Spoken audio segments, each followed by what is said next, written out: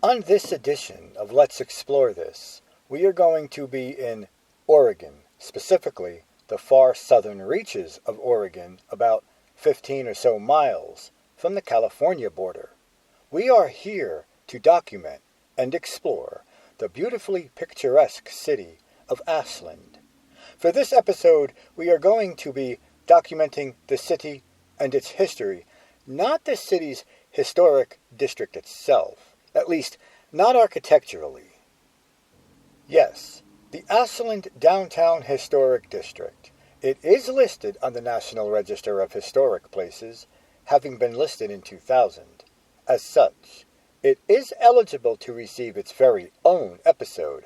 Still, a large portion of the information for this episode will be coming from that document itself, as it does provide an in-depth analysis of the city and its history. The earliest history of the city, however, will be coming from this website, the site of Walk Ashland, as the first page from the National Register document covering the city's earliest history appears to be missing. Now, I am not sure how long this episode is going to be. Still, I doubt it is going to be all that short. So, what do you say? Why don't we just get this train a-rolling? For those of you that do not know, Ashland is located in what is called the Rogue River Valley. Now, you will not be seeing the Rogue River on this episode. However, you just might be seeing one or two in its massive watershed, creeks that is. Just keep in mind, though, that the Rogue is a very important river here in this portion of Oregon. So, in the centuries before European and American settlers began arriving in the Rogue Valley, the Shasta and the Takelma people lived in the valley. In the summer, small family groups would spread out at higher elevations and in the river valleys to hunt deer and fish for salmon.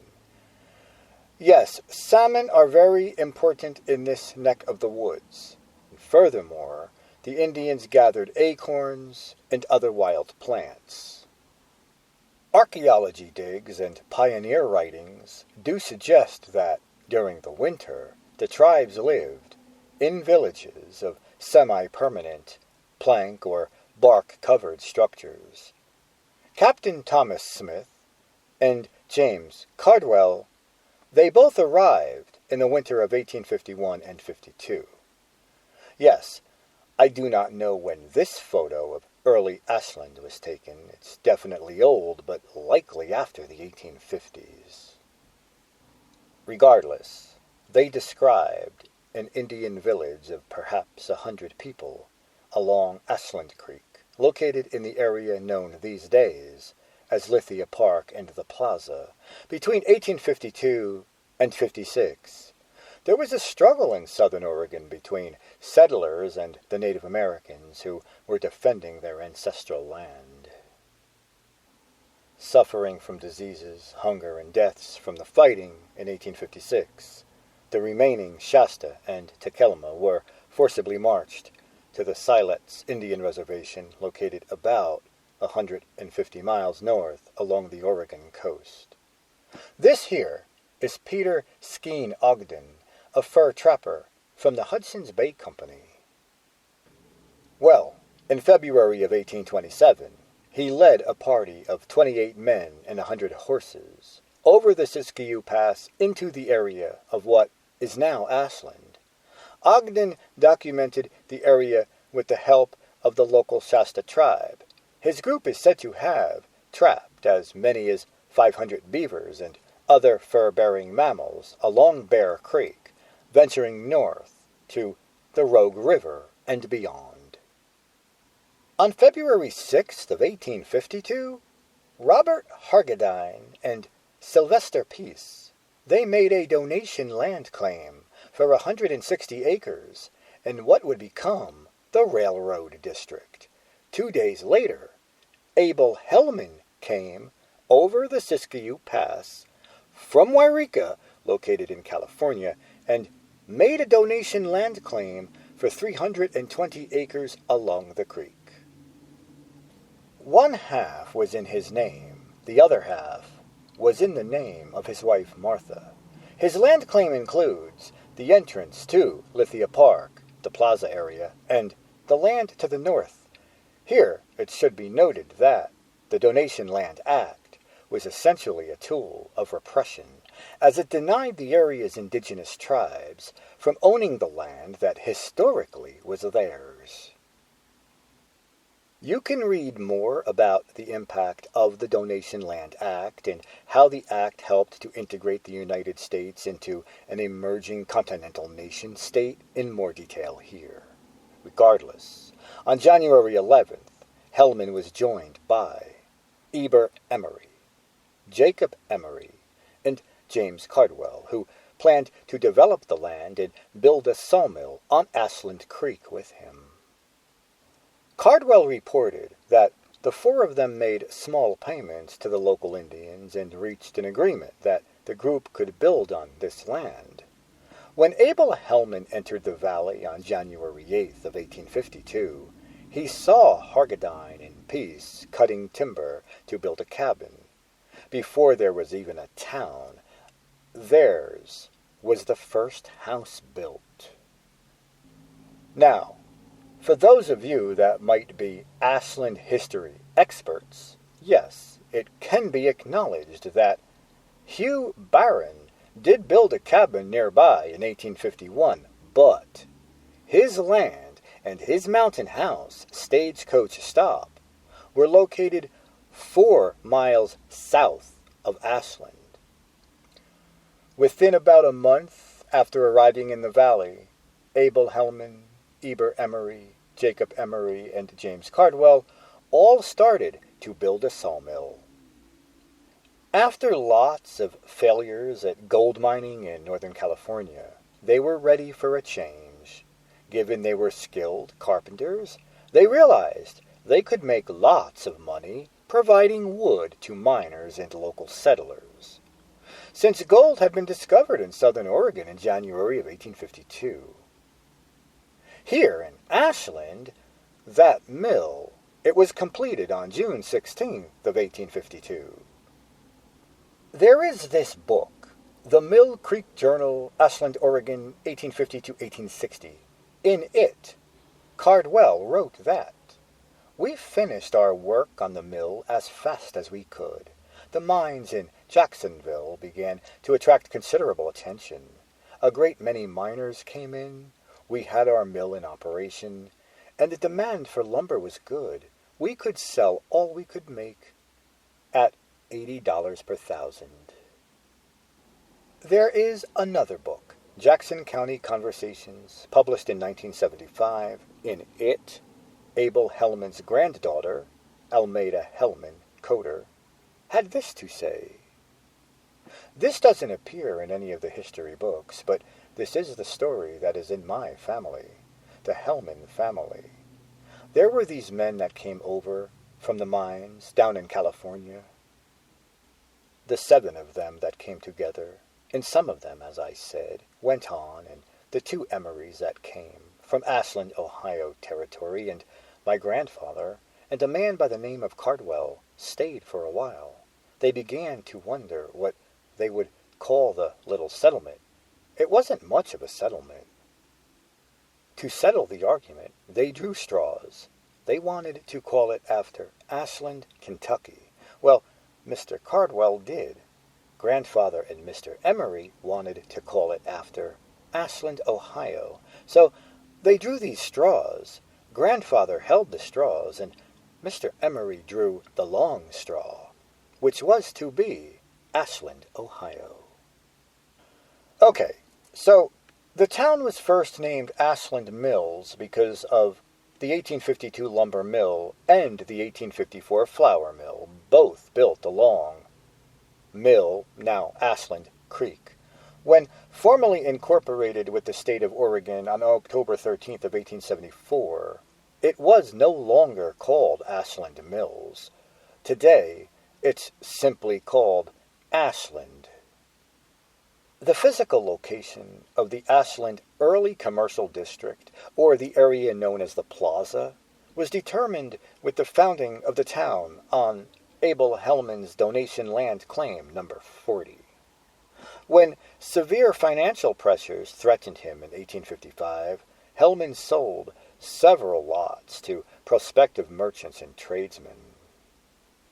Hellman and Emery built a boarding house to accommodate travelers and constructed simple frame dwellings for their families. Then, by 1855, the small community of Ashland Mills had a post office, a hotel, a store, a cabinet shop, a livery, a blacksmith shop, and several homes, in addition to the flour mill and the sawmill. The earliest surviving map of Ashland was drawn in 1860 and indicates a 3-block arrangement of lots clustered in front of the flour mill. On these blocks did stand the wood frame Ashland boarding house, a livery, a blacksmith shop, and Robert Hargedine's store and residence. The open area centered between the blocks held a flagpole and a hitching post. In 1867, after intense competition with Jacksonville, also in Oregon, promoters built the Ashland Woolen Mills on the banks of Ashland Creek, close to the present intersection of B and Water Streets. The mill operated day and night, 6 days a week, producing top-quality woolen underwear, hosiery, shawls, and blankets, such as the one you are looking at here in this photo. Although the woolen mill, a nursery, and a Methodist college did contribute to the town's growth, Ashland's economy did remain farm-based for the first 30 years of its existence. Wheat and oats, corn and hay, sheep and hogs, apples and peaches, and pears made farming profitable and did encourage settlers to stay. Ashland's commercial district began to expand gradually around the clearing in front of the flour mill. Residential neighborhoods began to develop nearby on Granite and Church Streets as well as on Main, Pine, now Hellman, and Oak Streets. Faced with a pressing need for public services, Ashland applied for incorporation. Then, on October 13th of 1874, the Oregon State Legislature granted the town a charter. In June of 1876, in one of its first issues ever put to print, the Ashland Tidings editor wrote that there is one peculiarity in which Ashland differs from most other towns of its size. It has neither church or saloon. However, whiskey is sold by the bottle, and preaching is done in the schoolhouse. Therefore, the people are generally happy. 6 months later, disaster struck the little community. Reportedly, at 4 a.m. on March 11th of 1879, a fire that began in the blacksmith shop roared through Ashland's commercial district, destroying all of the structures on the west side of the open area that had become known as the plaza. Though I have no photos of that fire itself, reportedly, within an hour, all of the wooden buildings connected with wooden sidewalks were gone. Hemphill and Robinson, Mrs. Jones' Millinery Shop, W. Kentner's Wagon Shop, Inlow and Farlow, the Fountain Store, the Ashland Post Office, the Masonic Hall, and the Oddfellows Building, they all collapsed in flames. Heroic efforts did save the Ashland house. However, as the town reeled from the loss, the local newspaper editor did have plenty to say about the devastation and laid the blame squarely on the town board and citizens. With the bitter experience of the past in mind, it is hardly likely that a row of wooden buildings so inviting to the devouring element will again be built in Ashland. But water facilities for fighting fire will be needed nevertheless. and it behooves our citizens to move in the matter as soon as they shall have recovered from the blow which their past negligence has brought upon them. As fire always does, the blaze did forever change the face of Ashland's commercial district. By the summer of 1879, brick buildings had replaced some of the wooden structures along the west side of the plaza. Among the first to be completed were the IOOF building in 1879 and the Masonic building in 1880. During the following decade, additional brick structures filled in the spaces along the block, forming the present configuration. By 1880, Ashland counted 842 residents, according to United States Census Bureau statistics. Ashland eagerly did await the Oregon and California Railroad line as it pushed south from Roseburg, where construction halted for a decade. In October of 1883, Lindsay Applegate sold 156.75 acres in the northerly environs of town to the railroad company.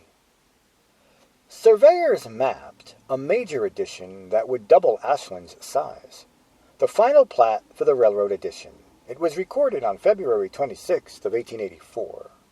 On May 4th of 1884, the first passenger train rolled into Ashland.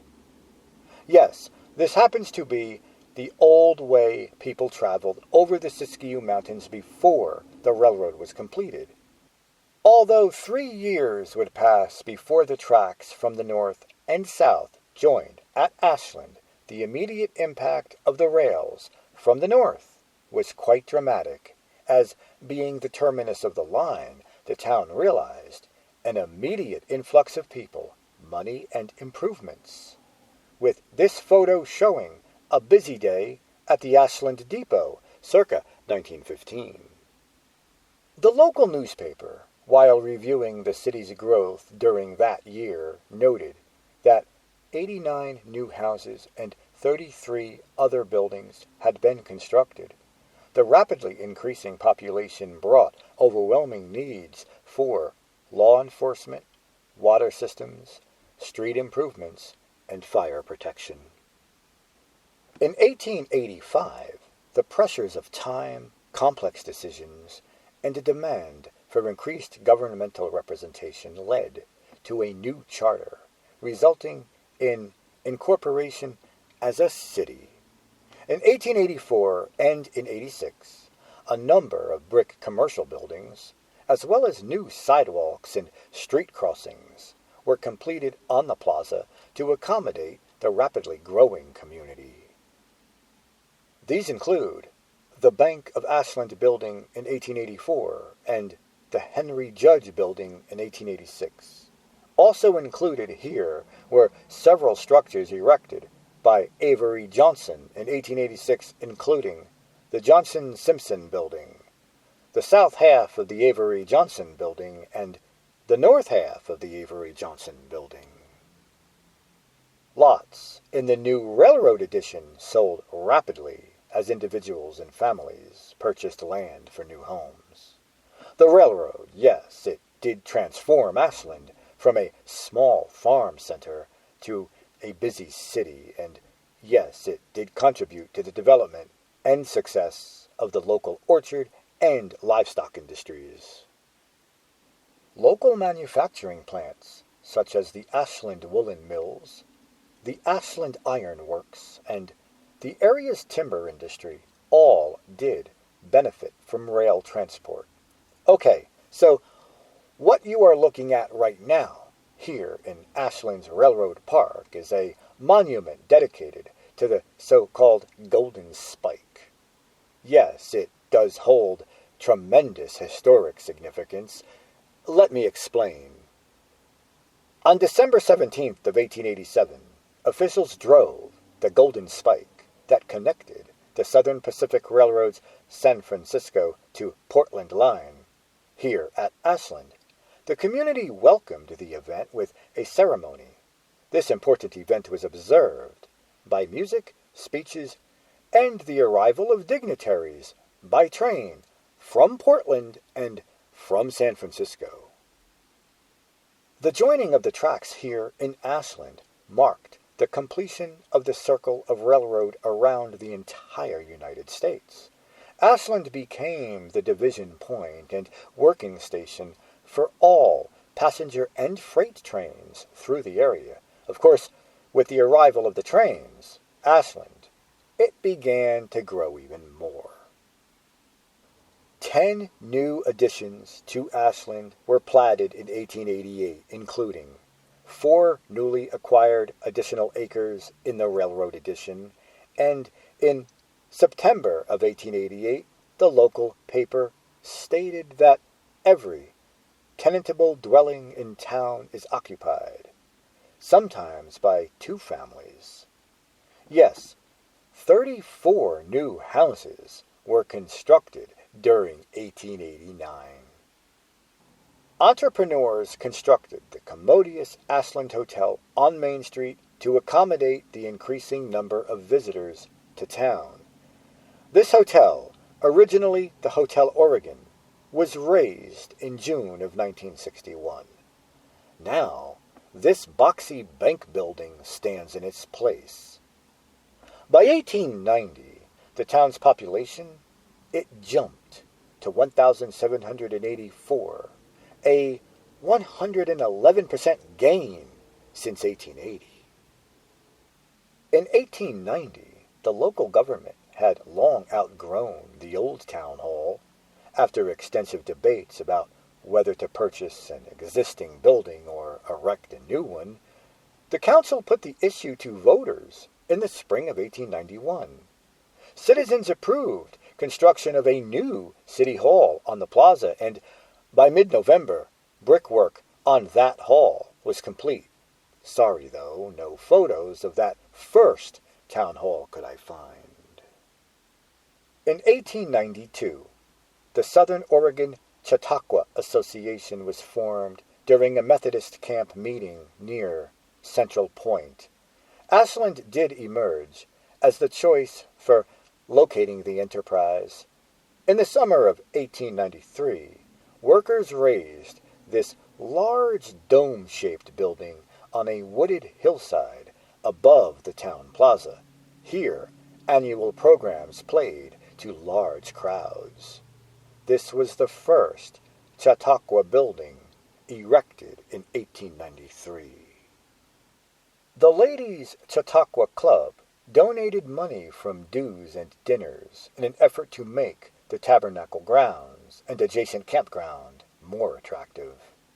Community promoters actively sought tourism by inviting visitors to experience the cultural benefits of the Chautauqua programs, the beautiful setting, and the clear waters available here in Ashland. The group planted many of the maple and locust trees that are said to still stand and initiated construction of the Chautauqua Walk.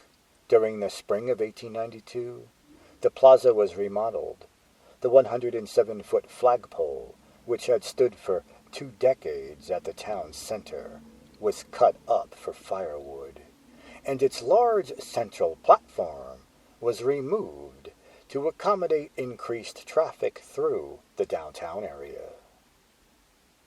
By the early 1890s, lodging houses, saloons, restaurants, stores, and warehouses formed a separate commercial district here in the railroad addition.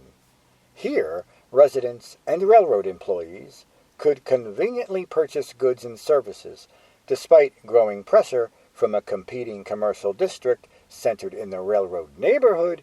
The downtown commercial district continued to be the community's center.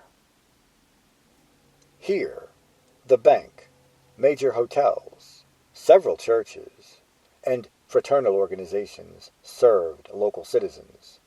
In 1891, the construction of this here, the Trinity Episcopal Church, located on 2nd Street, brought the number of churches near the central commercial district to 4. By the end of 1893, as the nation plunged into a financial depression, Ashland also experienced financial difficulties. In early September of 1894, the Southern Pacific Railroad greatly reduced its workforce at stations along the line. 4 difficult years passed before the local economy gradually began to improve. In November of 1897, the newspaper indicated that things might be getting better. Ashland is enjoying a fair-sized building boom at present, the first in a long time, and new dwellings are springing up, the advent of good times. By October of 1898, Ashland had a severe housing shortage despite substantial building activity. Residential and commercial construction did still continue steadily through the end of 1899. The new century of 1900 opened with a disaster when the Ashland woolen mill burned in January of 1900. Though I have no pic of that fire, it has been reported that the mill owners elected not to rebuild. Instead, other local industries kept the town's economy vital between 1900 and 1910. Orchardists planted fruit trees on Ashland's hillsides. Pears, cherries, and peaches were soon shipped all over the nation. The fruit industry, a creamery, local woodworking plants, and the Ashland Iron Works, and other commercial enterprises thrived. Building developed at a rapid pace. The local newspaper, in March of 1901, stated that there is still a house famine, heightened by the Southern Pacific ordering additional trainmen to Ashland. By December of that year, about 75 new dwellings had been constructed here in Ashland. After 1900, Ashland's commercial district expanded toward the south along Main Street, replacing several residences along the route between the Plaza and 2nd Street. During 1904, at least 10 substantial brick or stone commercial buildings were constructed on East Main Street, such as the western part of this building here. Then, early in 1908, the local Elks organization selected a site on the north side of East Main Street for the Ashland Elks Lodge, located between 1st and 2nd Streets. Henry Enders Sr., a prominent Ashland merchant, the following year announced plans for a large commercial structure to be built opposite the Elks Building here on Main Street, known as the Enders Building. These 2 important structures solidified expansion of the commercial district here along Main Street. In contrast, the last major development for buildings facing the plaza included construction of the Mills McCall Building, the Ashland Improvement Company Building in 1904, and the Bank of Ashland Extension Building in 1906.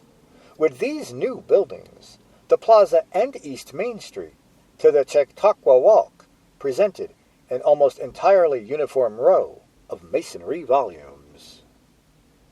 In the spring of 1908, with its beautiful setting, healthy economy, and steady population growth, Ashland did catch the attention of a man, Fred Lockley, a writer for the Pacific Monthly magazine. Introducing Ashland as a home city, Lockley identified the town as a source for commitment. As printed in a 1908 edition of the Ashland Tidings, in writing, he asked the following: "Are you finding the joy, the peace, the commitment that should be yours? Do you want to get away from the turmoil, the clamor, the grime, the heartless competition, and the questionable business methods of the big city, to a place where being is as important as doing, where living is preferred to merely existing?" Ashland, Lockley declared, was the answer, in a class by itself, a city of such striking individuality that one does not easily forget it. Often I try to show the actual source being used and not just the quote from the document itself. However, a number of issues for the Ashland tidings do not appear readily available online, especially those from the very early 1900s. Anyhow, with no relation to the major fire of 1879, reportedly in 1900 a fire had broke out in this building. It was never rebuilt. Later, during the summer of 1909, this flour mill, long an Ashland fixture, was dismantled to make way for the city park. The city purchased the mill site and the lands surrounding the Chautauqua Grove, shown here from a 1909 postcard, for permanent dedication to park uses. In 1910, workers paved the plaza and East Main Street to accommodate motorized vehicular traffic. Mayor R.N. Snell said the following: "The first hard surface street pavement was laid on our streets during the summer of 1909, and Ashland made her first successful effort to get out of the mud. Only the best hard surface pavement is good enough for our beautiful city." Now that the city of Ashland has got started along modern lines, it is hoped that no future council will oil the skids for a backward policy. With the successful Chautauqua programs and plans for a fine city park, Ashland, as it had many times in the past, went on to advertise to attract tourists by rail or by auto and encouraged others to settle permanently. A correspondent to the Ashland tidings once wrote the following: "There is no spot on the Pacific coast so well provided by nature as a beauty spot, a hometown, a school town, health resort, and all-around playground as Ashland the Beautiful, empowered with fruit and flowers, lined with music of running waters, and the air is filled with the fragrance so lavishly bestowed on this favored spot. It is not to be wondered at that its people are contented and strangers charmed." So, Ashland was continuously interested in beautifying its commercial core. Trees were planted in the plaza right-of-way, and the space, long dominated by a hitching rail and water tub, took on a more formal landscaped character. At the same time, a landscaped island with walkways occupied a northern portion of the plaza. Construction of the Carter Memorial Fountain further enhanced the park-like atmosphere of the plaza. Its role as the visual center of the community began to then grow. In 1910, with a population of 5,020, Ashland flourished. Ashland's commercial district expanded by year's end to approximately its present proportions, extending on both sides of Main from Church to the 3rd and Gresham intersection. Here, I am at that very 3rd and Gresham intersection. Oh, and yes, at that time there were lots of buildings being built all over the place here. Buildings constructed during the post-1900 building boom along East Main Street between Oak and 3rd Streets included the F.L. Camps building in 1904, the first Southern Oregon Spiritualist Society building in 1904, the Ashland Elks building, the First National Bank building circa 1910, the Isaac Shook building, the Citizens Banking and Trust Company in 1910, and more. The loss of important buildings to fire nearly always led to construction of replacement structures. Before we move on, let me just state that mayoral addresses do not seem readily available online. Anyhow, the burning of the Ganyard Opera House in 1912 encouraged Mayor R.P. Neal to remark hopefully the following: "Our city has suffered greater losses by fire in the year 1912 than in the 3 preceding years, and yet while the losses from this cause are heavy, there will arise in the place of these burned buildings structures of more imposing appearance and of better value, thereby naturally adding to the solidity and future benefit of the city. While the Ganyard Opera House was never rebuilt, its first floor was rehabilitated and converted to commercial space. Still, there was new construction. The new Carnegie Library, completed in 1912, constituted an important addition to the city's cultural development. In 1911, its construction began, after the city's Epworth League successfully received funding from the noted philanthropist Andrew Carnegie. Then, in 1913, on August 11th, the City Council approved an ordinance establishing the Ashland Fire Department. The city decided to purchase a new American La France auto fire truck and remodeled City Hall to accommodate the new acquisition. The project extended the building to Main Street and did relocate several offices. In the years before World War I, promoters made determined efforts to change Ashland from an industrial town into get this, a resort spa community. Yup, that's right. What you are looking at is in fact a natatorium. It turns out, enterprising developers widely advertised a new motto: Ashland grows while Lithia flows, to attract visitors to town. A Mineral Springs bond issue that passed resoundingly on June 6, 1914, provided $175,000 to pipe Lithia water to fountains at the library, at the railroad depot, and at the city park. The noted landscape architect John McLaren was retained to landscape Chautauqua Grove and its adjacent area, work that initiated the gradual development of what would come to be Lithia Park.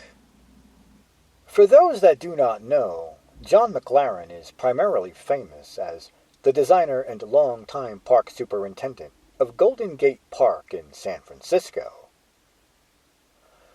The Western Better Roads movement, part of the Good Roads movement, began the construction of the Pacific Highway over the Siskiyou Mountains in 1913, following the same basic route as the Applegate Trail and stage roads. Aware of the importance of ready transportation access, Oregon became a leader in that so-called Good Roads movement. Jackson County would become Oregon's first county to boast of a paved route from border to border.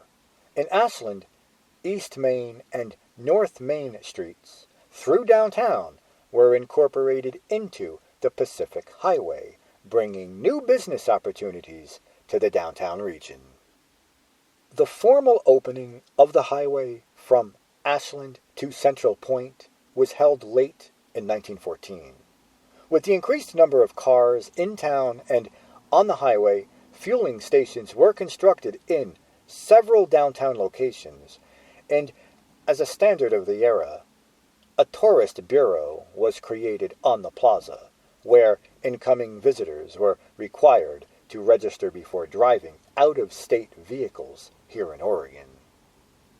Oh my God, I am so glad visitors do not have to do that kind of stuff anymore.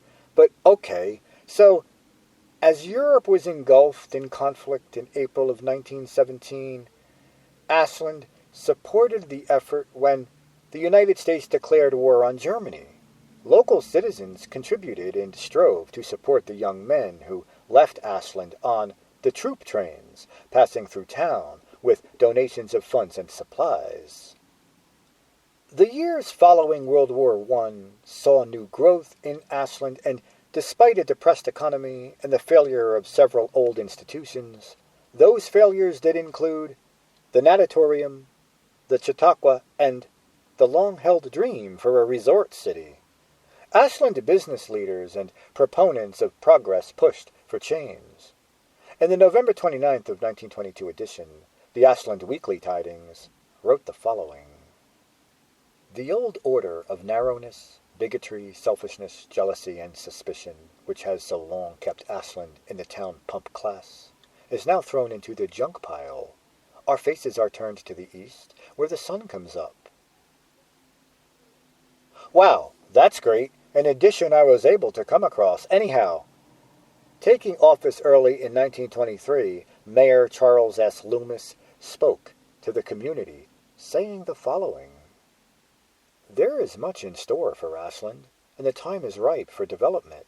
The hotel project, the water and cannery questions, all should have our hearty support. Let us work in conjunction with the various organizations. Let us all pull together with one thought and one aim, for a bigger and better Ashland. By the spring of 1925, several improvements to commercial buildings on East Main were planned. On February 21st of 1925, the Ashland Daily Times reported the following.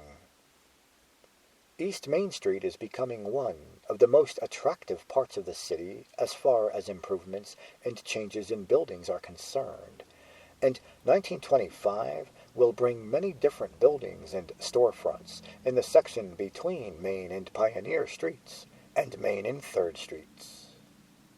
Chief among the projects Mayor Loomis outlined was construction of the 9-story Lithia Springs Hotel, primarily funded by a group of Ashland businessmen determined to revive the town.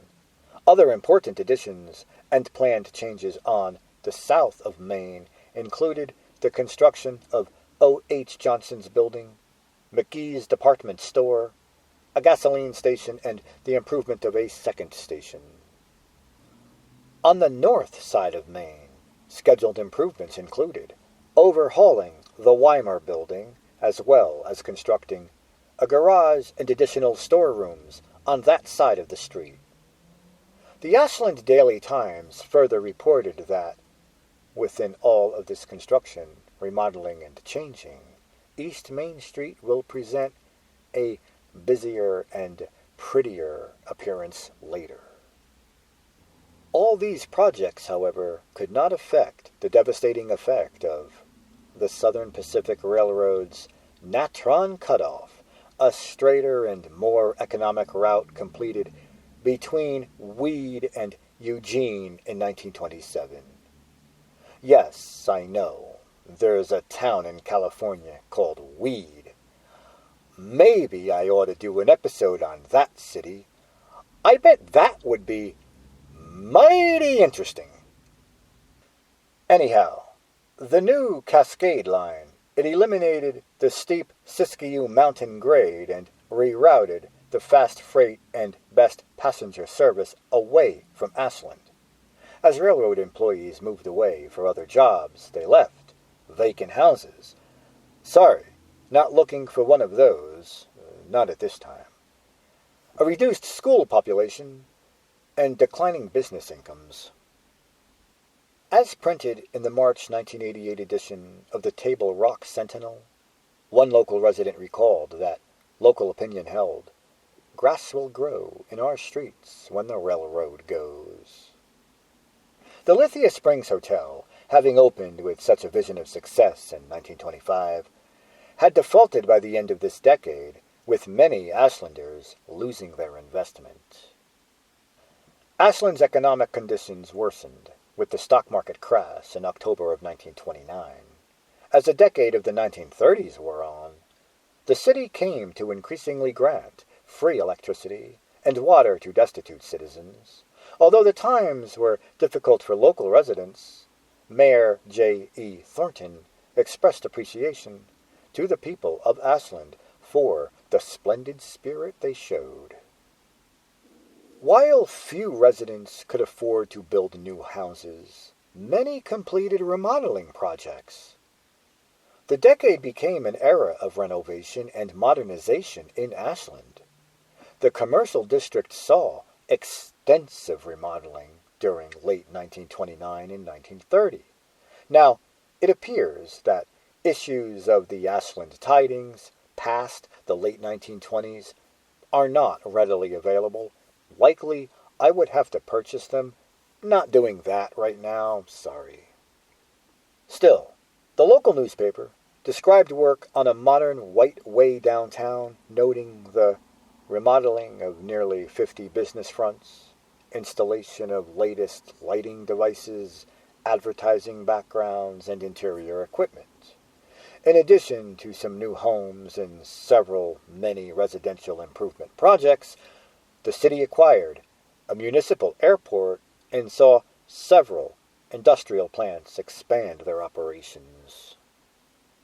In late 1930 and early 1931, materials from an Ashland brick and tile factory were used to construct a swimming complex known as the Twin Plunges on the former site of the natatorium. The Varsity Theater was constructed in 1937 and provided Ashland residents with respite and entertainment in these difficult years.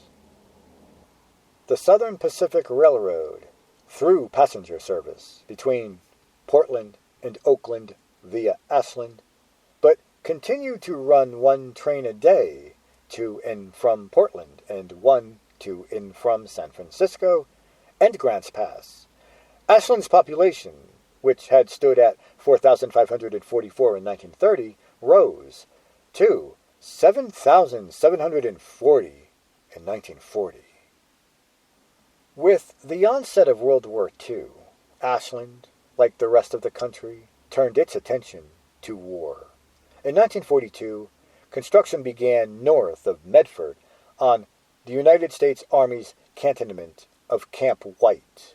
By September, when the project was complete, more than 1,300 buildings rose on that 67,130-acre site.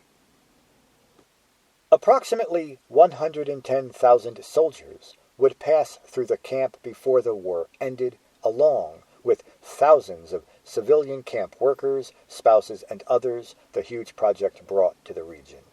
Ashland, as well as other communities, tried to accommodate the influx of military personnel as local streets filled with young men on weekend passes. The Women's Civic Improvement Clubhouse, now the Ashland Community Center, just outside the downtown district, on Wilburn Way, became Ashland's United States Organization for the duration. Recreation opportunities were developed, and downtown took on a bustling air not seen since the mid-1920s, as new restaurants, lunch counters, and bars opened to serve the camp. In the midst of wartime planning, a major road project dramatically changed Ashland's physical configuration. In 1942, Main Street, a part of the Pacific Highway, was widened and redirected.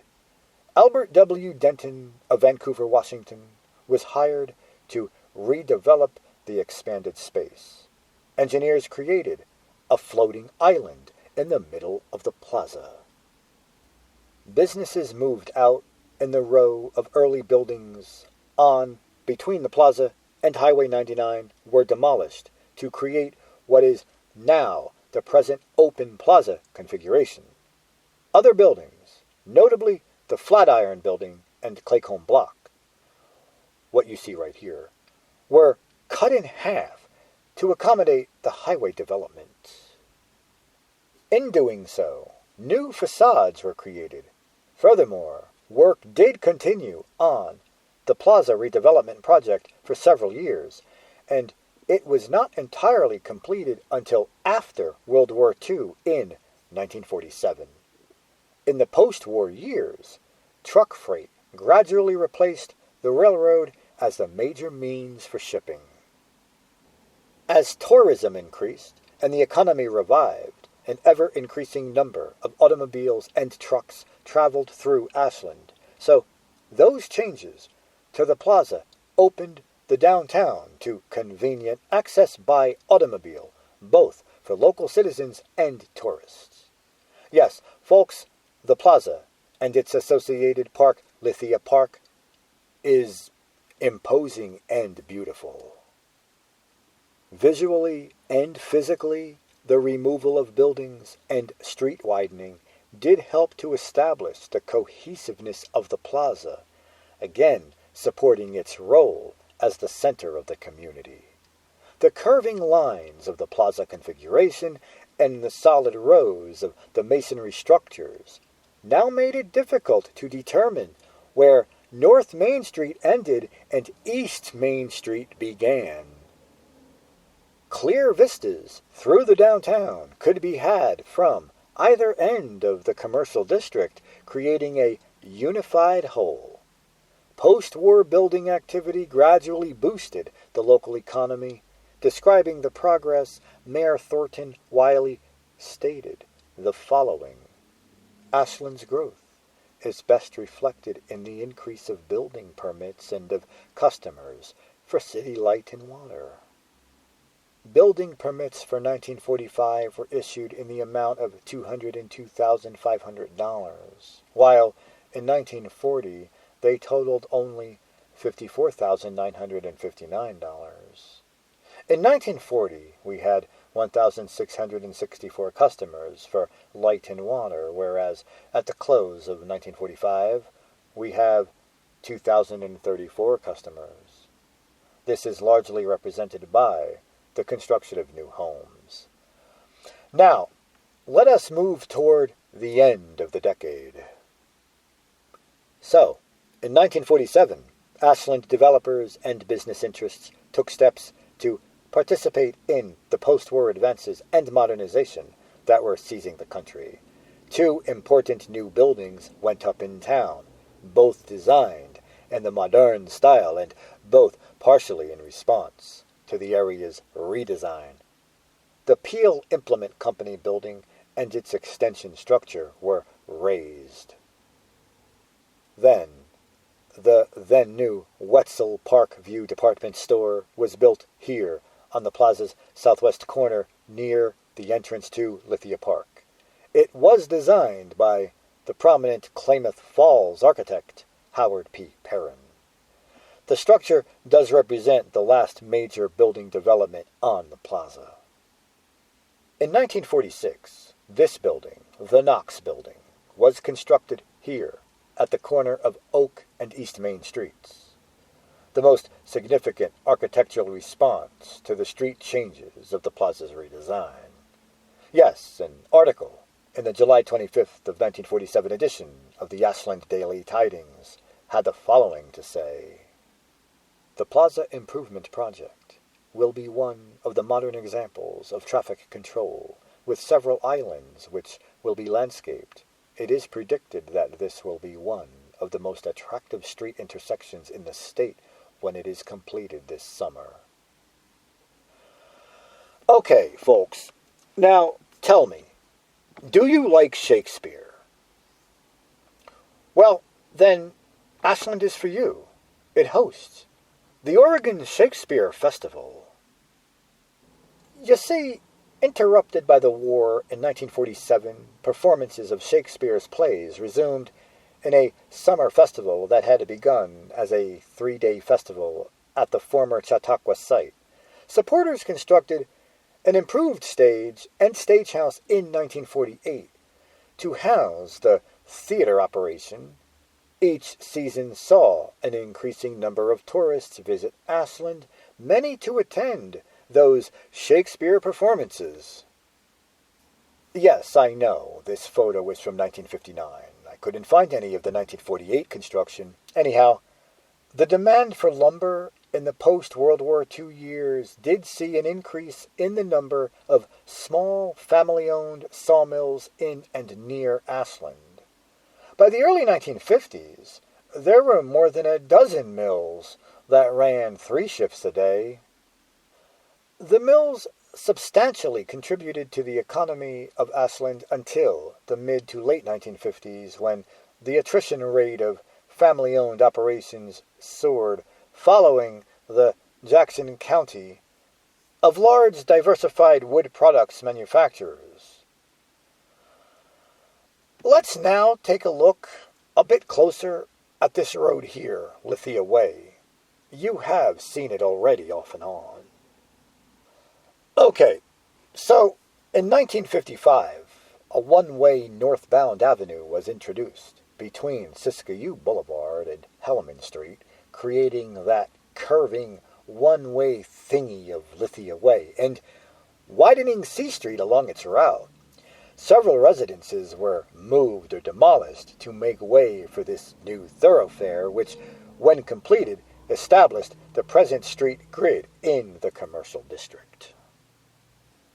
Development and change marked Ashland in the 1960s and in the 1970s.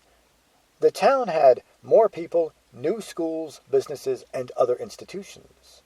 The Oregon Shakespeare Festival's outdoor Elizabethan Theater, constructed in 1959, within the encircling foundation wall of the old Chautauqua building, brought more residents and visitors to Ashland.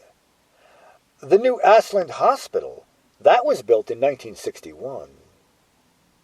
That same year, the First National Bank, now Wells Fargo, it's 2025. Is that still what it is? I don't know. Look around, you tell me. But it replaced the old Ashland Hotel or the old Hotel Oregon. Rapid growth and accompanying planning requirements consumed civic energy. In 1964, a group of Ashland citizens petitioned the City Council to give immediate attention to a long-range plan that would assure Ashland orderly and progressive growth. The town's first zoning ordinance was adopted the same year. Interstate 5 was opened between Ashland's north and south interchanges in 1964. This bypassed Highway 99 as the main north-to-south route through the downtown area, immediately relieving the heavy traffic here on Siskiyou Boulevard and North Main Street. The increasing success of the Shakespeare Festival prompted a thankfully short-lived interest on the part of some local building owners in renovating building facades in a Tudor theme. With the opening of the Angus Baumer Theater in 1970 and the Black Swan Theater in 1976, tourism became a year-round source of income for Ashland. The Lithia Springs Hotel, reportedly renamed the Mark Antony in 1961, was listed on the National Register of Historic Places in 1978 and renovated. The abandoned First Baptist Church, known locally as the Old Pink Church, after an uninspiring paint scheme, was rehabilitated and transformed into the Oregon Cabaret Theater. In the mid-1970s, increased local interest in historic preservation led to the establishment of the Ashland Historic Commission and local designation of areas of the city as historic districts. In 1989, the City Council completed an initial inventory of structures inside the Ashland Downtown Historic District. Yes, folks, as I said at the start, that is eligible to receive its own episode, which will be more of an architectural investigation. Recently, as of the early 2000s, that is, discussions and regulations regarding downtown development standards and the establishment of criteria to maintain downtown's traditional character have resulted in regulations to ensure appropriate design for new buildings within the downtown historic district. The building here, the Goldman Fields Building, exemplifies efforts made with these considerations in mind, continuing downtown's long history of respectful commercial construction. Okay, folks, this has been a long episode as it is, yet I am quite positive there could be lots more to discuss. Some more recent history, anyone? A sequel for the modern era, maybe? Not in this day and age, 'cause I do have to move on.